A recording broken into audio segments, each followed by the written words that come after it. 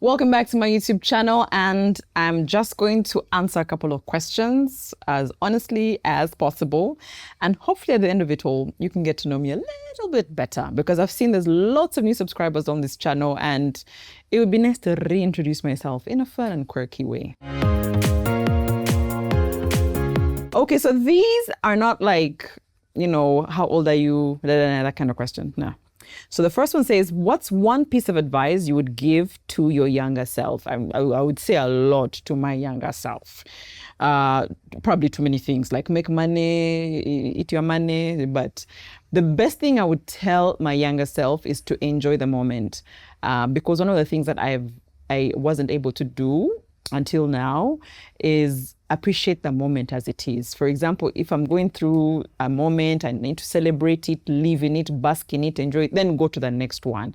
I was always looking for the next thing, the future, so I never enjoyed the present. So if I could talk to younger Flavia, I would say, please, where you are, enjoy it, celebrate it. If it's tears, cry them, but be in the moment. Question number 2, what is something that you've done that you're really proud of?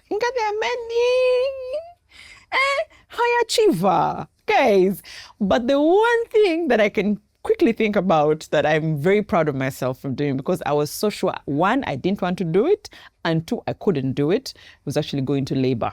Now, the whole process of having children. But for my firstborn, if you're a first-time mom, things are just happening to you, right? And my doctor asked me, how do you want to have this baby?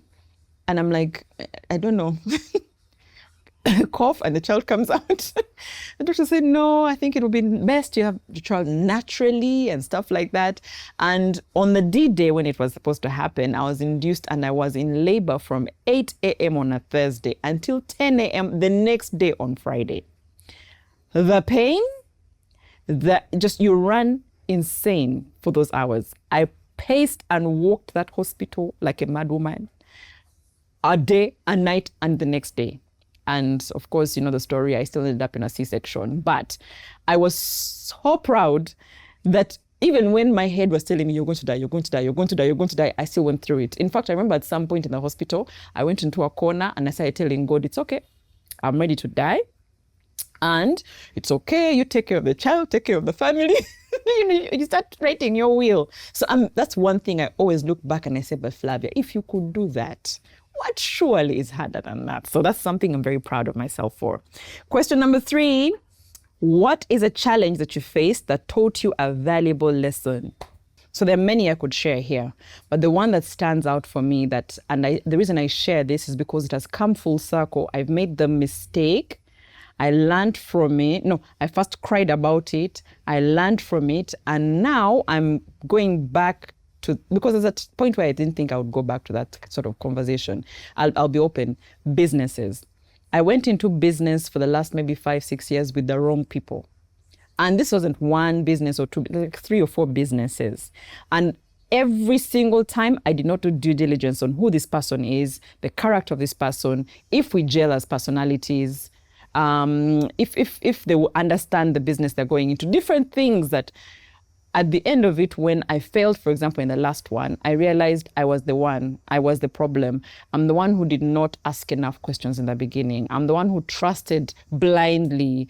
I'm the one who just did not take, there's personal and then there's business. When you get to know a person, sometimes their character seeps into business, and I would take that for granted and lose money.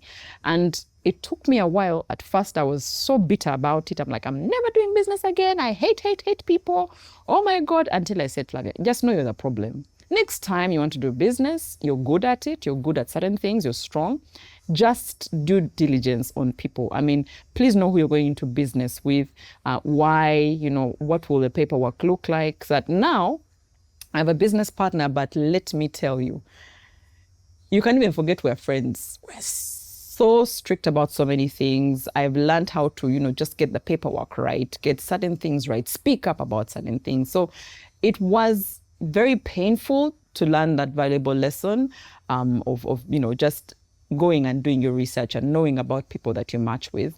But I'm glad, because if I did not go through all those mistakes and losing all those businesses and friendships, I wouldn't be where I am today. So that one That's a valuable one that I've learned. So I don't regret. I mean, yes, I lost money, but the lesson is amazing. It will take me years and years. What's your go-to karaoke song? How old am I? Do we still do karaoke? Anyway, karaoke, I think I'm going to answer it in what's one of my favorite songs. And surprisingly, people do not know that I love hip hop. That's something that only few know about me. And you have to be like an original fan for you to know that about me. In fact, and I hope nobody looks for it, but I've actually done a song and a video. You will never find it. You do your research. You will listen. If you find it, I know you're the FBI. But I think I was about 16. We were on a work project in Germany. I was a TV presenter. But then they asked us to do a song that would, put out the message of what we're doing. And I was like, oh my God, I can rap. They said, okay, you write your bars, go into studio. We actually did. I went into studio, I rapped, did a video, it came out. I was like, may someone never see it again. But I'm genuinely hip hop through and through. You wouldn't tell by just seeing me. You'd think I'm R&B, jazz, but I love hip hop. So the one song that people get surprised that I really like is by Jay-Z. Jock and Jay-Z, because he got a Mercedes and the ladies. Yeah. So Jock and Jay-Z is a fave. I know. I'm not as fun as you thought I would be. Share a childhood memory. I'm going to share a not nice one, a sad one. So grief. I don't know if you've lost a parent, but I lost my dad when I was young. And when I was younger, because the memories were closer, I had so many memories of him and so many memories of my dad and me. But the more I've grown up, I don't know if it's just me, the memories get erased by life, by just things happening. And then I start to look back and wonder what dad was like, what he looked like, what we did together, and what he enjoyed. And I don't remember. That's the thing about grief sometimes. I remember the essence of loving him, but I don't remember so much what we did together, except the one memory that I will never get out of my head. It was the first and last time he ever slapped me.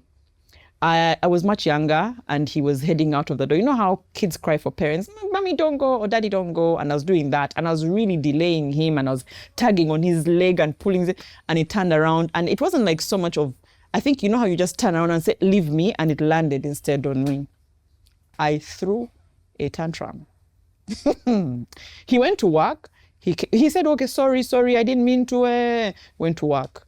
He came back. Nga boss, I am still. And he had a full conversation with me and Bambi, it's okay, sorry, you see, what.